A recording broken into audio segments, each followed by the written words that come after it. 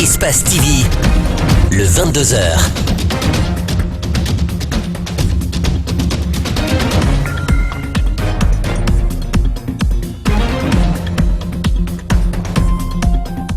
Mesdames et messieurs, très heureux de vous retrouver pour cette nouvelle édition du 22h. Bienvenue à toutes et à tous. Le Conseil économique et social a entamé ses travaux de session ordinaire, une première depuis la mise en place de cette institution. Des thématiques liées au développement de la Guinée ont été mises sur la table, les détails dans un court instant. Nouvelle stratégie vaccinale contre le virus Ebola en Afrique de l'Ouest en expérimentation. L'Agence nationale de sécurité sanitaire invite les citoyens à oser ces nouveaux vaccins. Aux États-Unis, plusieurs personnalités publiques, non pas des moindres, ont exprimé à New York leur inquiétude face au climato-scepticisme de l'administration Trump. Nous ouvrons le bal par les travaux de la session ordinaire du Conseil économique et social qui s'est donc ouvert ce mardi. Pour une première rencontre, les conseillers étudieront 8 thématiques, des thématiques liées aux questions de développement tant économique, social que politique de la Guinée. Reportage signé Djibril Ba, Mohamed Al-Hussein Kamara. Le Conseil économique et social exprime, comme d'habitude, ses préoccupations face aux défis de développement du gouvernement. Les membres s'attaquent entre autres à l'énergie, à la décentralisation locale et à la migration. Le gouvernement verra dans sa politique de l'emploi jeune comment développer des axes qui pourraient retenir dans nos localités, retenir dans nos grandes villes ces populations qui s'en vont vers l'Occident et qui, pour la plupart du temps, vont dans un voyage périlleux. Le Conseil économique et social, par ma voix, vous prie d'être notre interprète auprès de Monsieur le Président de la République, chef de l'État, pour le féliciter pour son élection comme président en exercice de l'Union africaine et son intervention pour une solution apaisée à la crise post-électorale en Gambie. Tous sont conscients de la taille du programme qui les attend, mais ils marquent leur détermination à parvenir à des propositions. Je crois que les conseillers sont très disposés pour faire de très bonnes dispositions à partir des thèmes que nous allons traiter, tels que l'exode rural, la réorganisation de l'inspection de finances, et pas mal de thèmes comme ça qui concernent la vie publique. Nous allons les examiner et faire des propositions en tenant compte des recommandations des populations.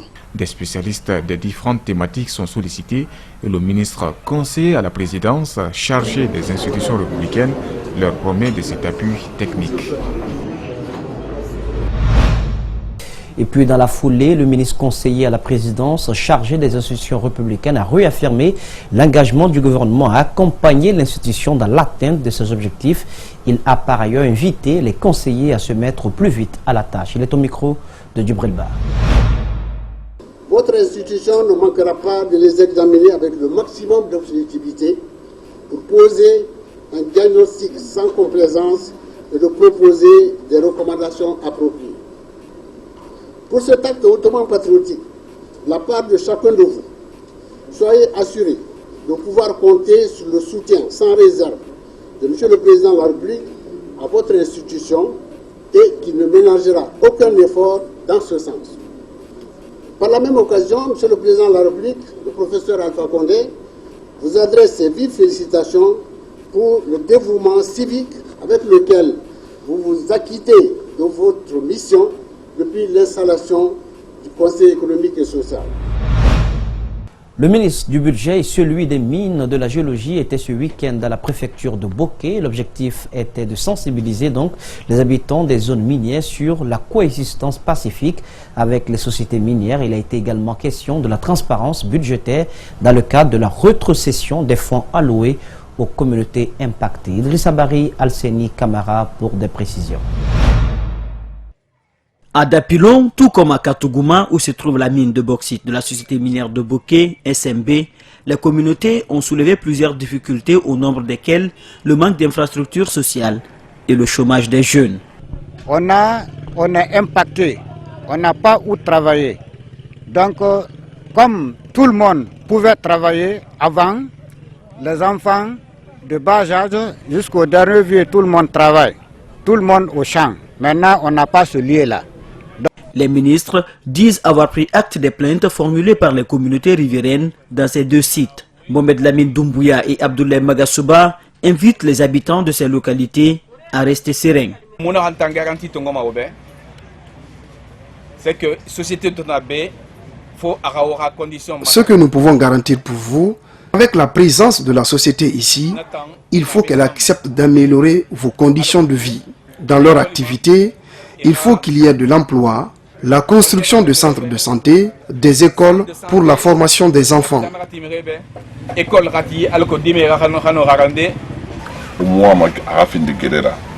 Nous ne voulons pas qu'il y ait des manifestations ici. Nous aussi au gouvernement, nous assumerons notre responsabilité. Pour le ministère du Budget, le but de cette mission est de sensibiliser les populations sur le projet de transparence budgétaire pour une meilleure gestion des finances publiques.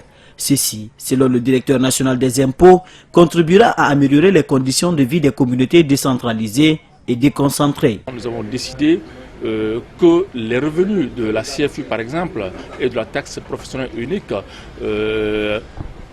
selon la clé de répartition définie légalement, soient reversés directement sur un compte orienté vers ces communautés-là. Mais un compte unique qui est connu de tous pour que les chiffres soient publiés à la population, pour permettre aussi à ces autorités de rendre compte aux populations et d'investir dans le cadre du respect du contenu local.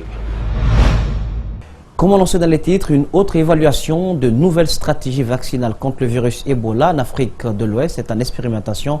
Le partenariat de recherche sur la vaccination contre Ebola, Prévac, a co-animé une conférence de presse avec l'Agence nationale de sécurité sanitaire ce mardi à Conakry. L'ancien coordinateur national de la lutte contre l'épidémie d'Ebola encourage les citoyens à oser les nouveaux vaccins. Mamadou Sadio Baldé, Abokoria Kourma. Dr Sakouba Keita était le premier Guinéen à prendre le vaccin contre le virus Ebola en Guinée. C'était le 7 mars 2015. À nouveau, d'autres vaccins sont disponibles pour les 3 pays durement touchés par l'épidémie. 3 laboratoires collaborent avec 3 structures. Le NIH parraine l'essai vaccinal au Libéria, la London School en Sierra Leone, mais en ce qui concerne la Guinée, c'est l'Institut national de la santé et de la recherche médicale appelée l'INSERM de France qui parraine l'étude en Guinée. Ce essai clinique mené en Guinée est parrainé par l'Institut de la santé et de recherche médicale en partenariat avec l'Alliance pour l'action médicale internationale qui à son tour bénéficie du soutien du NIH. Sur les 5 000 personnes ciblées dans les 3 pays, 2500 se trouvent en Guinée. La frontière entre la science et la fatalité est très limitée. Le gouvernement guinéen, à travers le ministère de la Santé, a autorisé ce nouveau vaccin parce qu'on ne sait pas entre ce vaccin-là et l'autre vaccin que c'est celui qui va être le plus efficace. Donc, quel que soit le médicament, il faut la bénédiction de Dieu. Et je prie Dieu que cela soit un deuxième remède efficace dans la prévention de cette maladie à virus Ebola pour que nous soyons mieux préparés s'il y a une nouvelle recrudescence, qu'on puisse l'étouffer avant même qu'il ne sorte dans le village où ça va commencer. Ce essai clinique permettra surtout d'évaluer la rapidité, l'intensité et la durée des réactions immunitaires générées par les différentes stratégies de vaccination.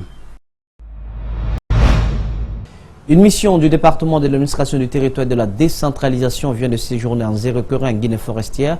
La mission pilotée par Moussa Filan Traoré, conseiller spécial du général Borema Condé, avait un message de paix à véhiculer mais aussi rappeler aux élus locaux leur responsabilité au regard du respect de l'autorité de l'État. Les explications signées Mohamed Damaro Kamara et Brema Souma.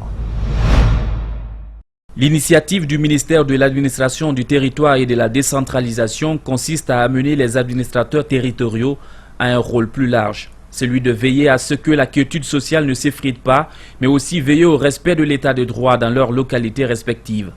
Le général Borema Condé a eu raison d'inscrire dans son plan d'action comme sève nourricière la sensibilisation des citoyens sur la paix, la concorde, sans lesquels l'on ne saurait parler de stabilité sociale.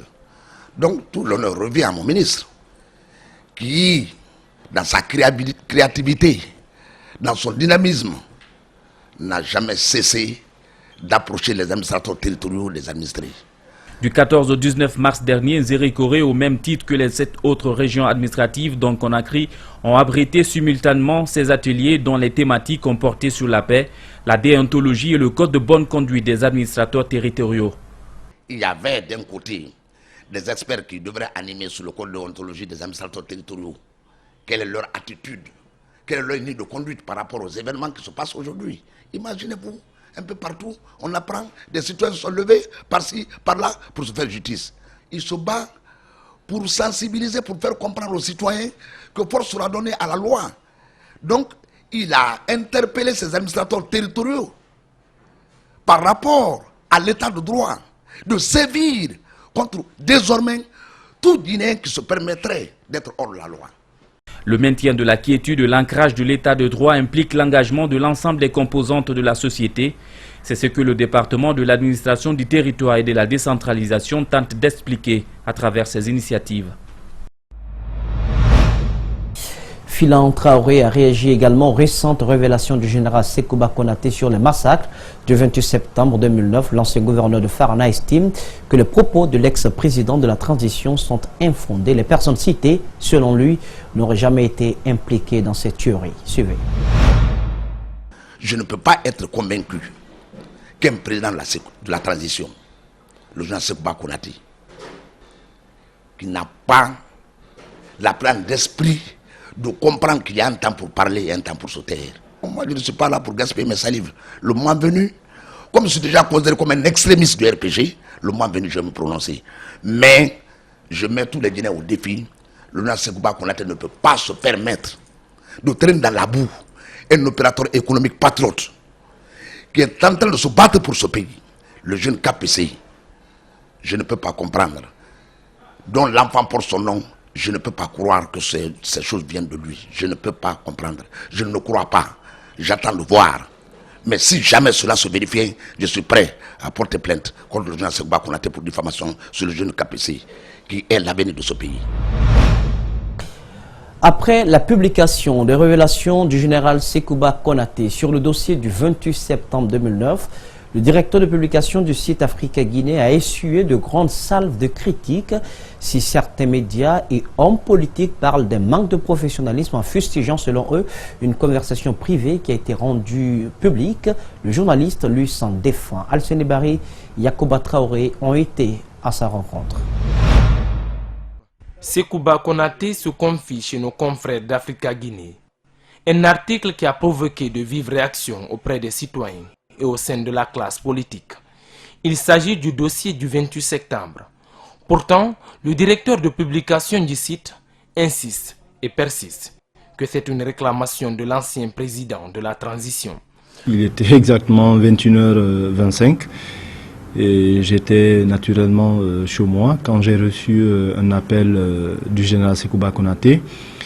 Et on a échangé au bout de quelques minutes et il a abordé un certain nombre de sujets, notamment le dossier sur les massacres du 28 septembre, mais aussi la rencontre qu'il avait eue avec le chef de file de l'opposition guinéenne, M. Cellou Dalein Diallo. Pour consolider son témoignage, l'homme nous fait écouter l'extrait sonore. Qui a donné les instructions à Toumba et Toumba a respecté les instructions qu'il a données. C'est ça. Il y a Bouba Baré qui est impliqué, il y a KPC qui est impliqué, il y a Sokira qui est impliqué, il y a plein de civils, il y a plusieurs civils, il y a Badia Ribou, il y en a plein. Il dit ne pas tenir compte de ses critiques et ajoute avoir obéi à toutes les règles du journalisme. Je n'ai rien contre, encore une fois, le général Sekouba Konaté. Je n'ai rien contre toutes les personnes qui ont été citées par l'ancien président de la transition guinéenne. Mais mon travail, c'est vraiment d'informer en toute impartialité. Au terme de notre entretien, Soirée nous rassure que cela n'est pas une première. Il avait publié une interview de Toumba alors que celui-ci était en cavale. Et là, silence radio. Vous vous souvenez sûrement des récentes violences qui ont paralysé la préfecture de Yomou. Eh bien, on en sait un peu plus. Tenez, Tout serait parti d'un crime passionnel, mais les conséquences ont été désastreuses. La résidence du préfet a été mise à sac. Le poste de gendarmerie de la localité et quelques habitations en ont également fait les frais. Une délégation gouvernementale conduite par le ministre des Pêches rentre d'une mission donc dans la localité. Des décisions ont été prises. Mamadou Boy Diallo, Ibrahima Sori 5 Soma. Des habitations détruites, la résidence du préfet et un poste de gendarmerie saccagé, la moto ayant servi au crime abandonné, symbole du caractère violent des incidents survenus le 6 mars dernier dans la préfecture de Yomou. Tout serait parti d'un crime passionnel dans le village de Collier. Face à l'ampleur des événements, une mission gouvernementale conduite par le ministre des Pêches a séjourné à Yomou pour tenter de résoudre le problème. Un crime passionnel qui se passe à 11 km d'un centre-ville, les gens trouvent moyen de se rendre en ville, de détruire des édifices publics qui ont coûté énormément de l'argent. Pendant ce temps, on réclame au gouvernement de réaliser des infrastructures dans la préfecture pour au moins améliorer la qualité de vie. Mais dès qu'il y a un petit événement, sans raison, on s'en prend à ces édifices. Selon André Loa, le calme est revenu à Yomou et les populations qui avaient fui le village commencent à regagner leurs habitations. Le présumé assassin, lui, a été arrêté et une enquête ouverte. L'assassin est aujourd'hui dans les mains de la justice à Zéro-Corée déjà. Et 19 autres personnes qui ont été appréhendées à commettre des destructions d'édifices publics ont été appréhendés, ils ont été saisis. Ils sont actuellement aussi dans les locaux de la gendarmerie à Zéro-Corée où ils vont subir leur procès. Des crimes de ce genre sont récurrents ces derniers temps à l'intérieur du pays. Le lynchage récemment à Sigiri de 2 personnes reste encore dans les esprits. Nous sommes en mars et c'est encore le mois des femmes. Les femmes ressortissantes du Tchad vivant en Guinée ont célébré donc lundi dernier le mois de la femme tchadienne. À cette occasion, elles ont livré un match de football contre les filles d'autres communautés à la Blue Zone de Kaloum. Compte rendu signé Malik Sangiana Kamara à Bokoria Kourma. Mois de mars, mois de la femme. Les ressortissants du Tchad en Guinée s'expriment à cette occasion à travers un match amical pour rendre hommage à la femme tchadienne. On a l'habitude de fêter la semaine nationale au Tchad et c'est la journée de toutes les femmes pour qu'on puisse parler de nos activités en étant une femme pour que quelqu'un puisse connaître la valeur de la femme. L'excision et le leadership féminin au Tchad sont 2 thématiques qui ont été débattues durant cette rencontre. On verra qu'au lieu de 100% des femmes, on n'a que le 1% des femmes dans les activités. Bon, on veut juste savoir qu'on puisse être là à gérer, à savoir gérer nos entreprises. Une femme excisée, c'est comme si on tue la femme.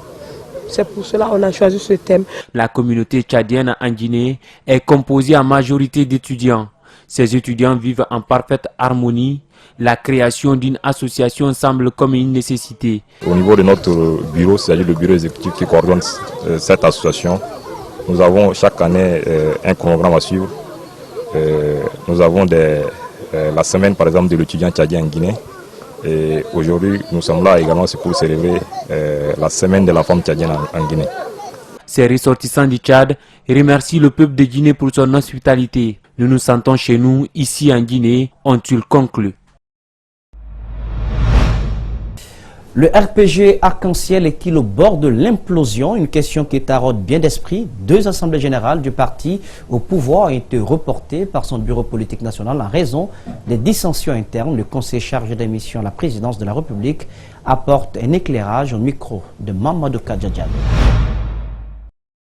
2 assemblées hebdomadaires consécutives reportées par le bureau politique du RPG Arc-en-Ciel. Les langues se délient, les raisons se dissipent.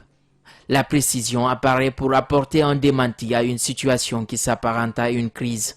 Si vous avez constaté les 2 samedis passés, il n'y a pas eu d'assemblée générale au siège, effectivement, c'est parce qu'il y avait une programmation qui avait été faite qui permettait à l'ensemble des organismes du parti de se retrouver pour chaque organisme 2 jours afin de réfléchir sur l'ensemble des problèmes assortis de propositions.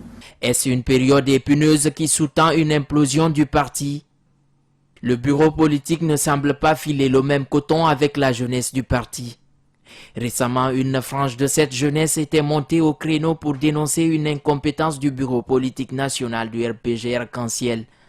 Un démenti formel, suivi d'une démarche décriée, évoque ce membre du bureau. Il n'y a pas de problème, comme je viens de l'apprendre par exemple sur ce site. Si la jeunesse du parti s'exprime, il y a des structures organisées à partir desquelles elle s'exprime, et conformément aux statuts et règlements intérieurs du parti.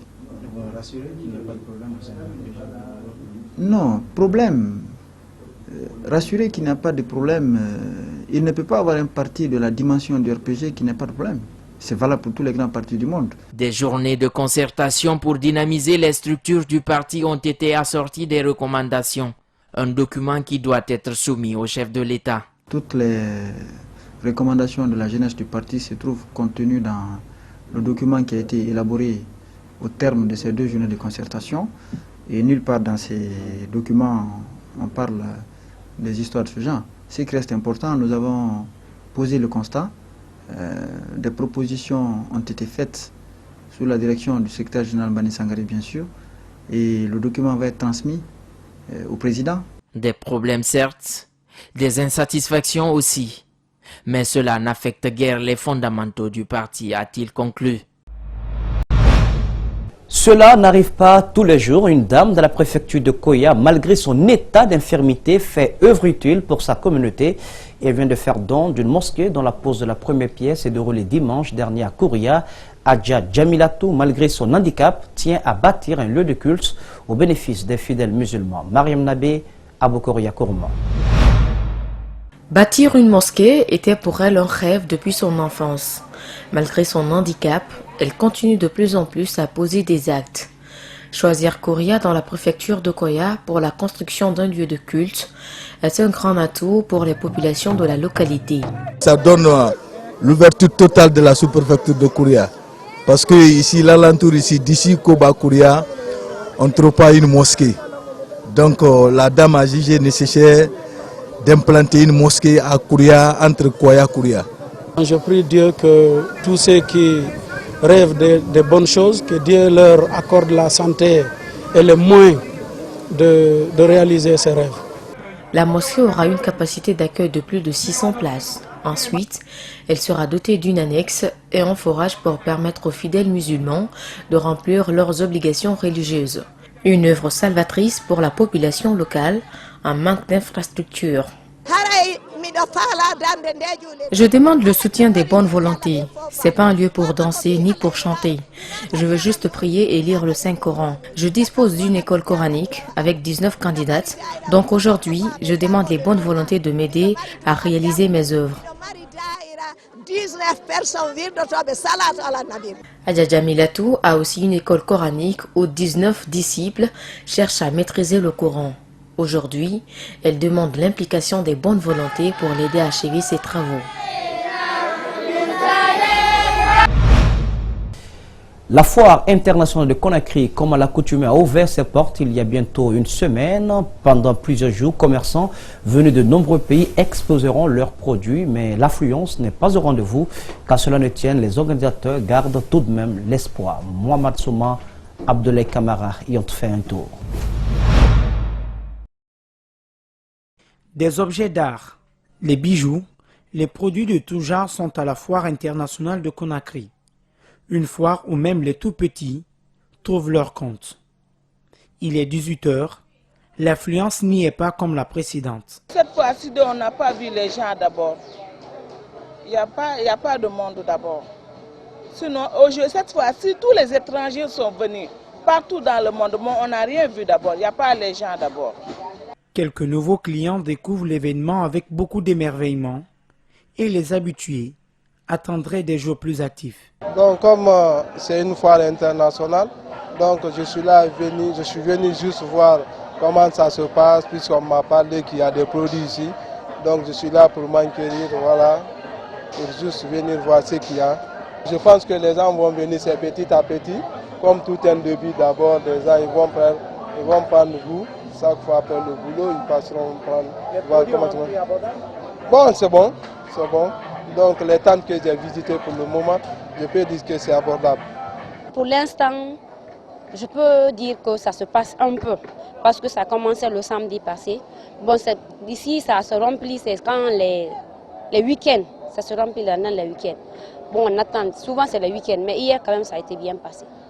Ce tombe venu de Lomé est à sa première à cette foire. Il garde l'espoir d'un bon marché.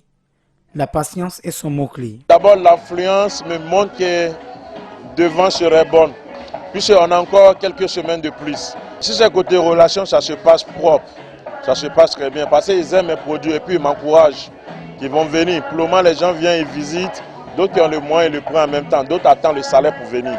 Par ailleurs, dernier réglage avant le spectacle, la foire continue dans une ambiance détendue. Les divers produits en Voilà, aimable téléspectateurs, comment nous nous quittons au compte de cette édition d'information au cadrage pour vous. Coria Bokourmont était présent à la régie d'Alain Sidibé, le tour sur la supervision technique d'Ali Kabay de Francis Collier. N'oubliez pas l'info continue sur espace TV Guinée.info. Excellence de programme à notre compagnie. Regardons mieux.